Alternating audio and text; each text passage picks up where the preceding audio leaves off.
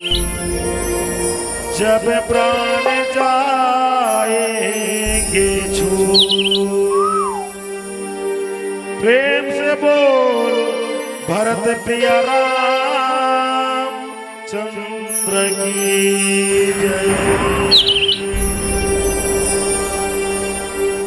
जे हर राम के करके भरोसा,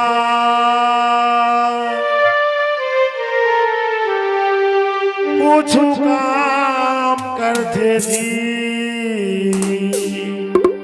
ओकर दुख पीरा संकट ला,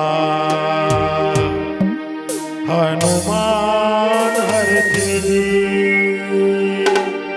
वास्तविक बात है, जैसे हम बूता जा रहा था, कुछ भी काम करे पर जा रहा था, तो अभी जितनी गर्मी है तो गर्मी में हमार सिर दर्द होते, मूड में पीड़ा होते, तो जैसे हम झंडू बाम अपने एक चौथा कपार में लगा था, तो ये आत्मा ला शांति मिलते, मुर्दुखार शांत हो जाते।